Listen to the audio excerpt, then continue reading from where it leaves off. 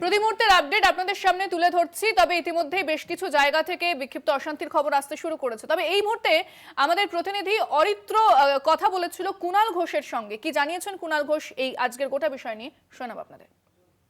Netaji indoor স্টেডিয়ামে এই মুহূর্তে রয়েছেন কুণাল ঘোষ, বেলেঘাটার তৃণমূল কংগ্রেস প্রার্থী। কুণাল দা, এই মুহূর্তে যে ট্রেন্ড চলছে তাতে সার্বিকভাবে আপনি কি ভাবছেন? না, আমি কিছুই ভাবছি না। তার কারণ হচ্ছে যে কেউ এগিয়ে আছেন, কেউ পিছিয়ে আছেন, কিন্তু ৬, ৭, ৮ রাউন্ড হয়েছে, অনেক রাউন্ড বাকি আছে, ২০, ২৩ রাউন্ড বাকি আছে। এর ওপর দাঁড়িয়ে এই মুহূর্তে কোনো মন্তব্য করব না।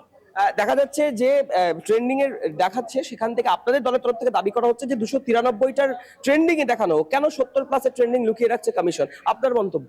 আমার দল গোটাটা পর্যবেক্ষণ আমাদের শীর্ষ নেতৃত্ব করছেন। তারা যেটা বাস্তবোচিত, যেটা হওয়া উচিত, তারা সেটা বলছেন। একটা প্রবণতা লক্ষ্য করা যাচ্ছে, একটা বাতাবরণ তৈরি করে দেয়া ইলেকশন কমিশনের থেকে। আমরা সেগুলোকে উপেক্ষা করছি। তার কারণ এটা একটা লং জার্নি। কাউন্টিংটা ৬, ৭, ৮ রাউন্ড গোনা হয়েছে, কেউ এগিয়ে, কেউ পিছিয়ে, আবার ২০, ২৩ অব্দি তো গোনা বাকি আছে। তো এখনই সেটাকে উপসংহারমূলক কোনো পর্যবেক্ষণের সময় আসে। ভবানীপুর এবং বিজেপির অফিসে গেছেন মমতা বন্দ্যোপাধ্যায়, ওটা নিয়ে কোনো আলোচনা নেই। মমতা বন্দ্যোপাধ্যায় ৩০,০০০-এর বেশি ভোটে জিতবেন। অর্থাৎ কুণাল ঘোষ আত্মবিশ্বাসী মমতা বন্দ্যোপাধ্যায়ের কেন্দ্র ভবানীপুরে নিয়ে, কিন্তু বাকি যে সমস্ত বিধানসভাগুলি রয়েছে, বিশেষ করে কলকাতা উত্তর এবং কুণাল ঘোষের যে কেন্দ্র বেলেঘাটা, সেইটা নিয়ে এখনই তিনি কোনো মন্তব্য করতে নারাজ। কারণ তার বক্তব্য, এখন সবে ৬, ৭, ৮ রাউন্ড গণনা চলছে, গণনা এখনো অনেকটা বাকি রয়েছে।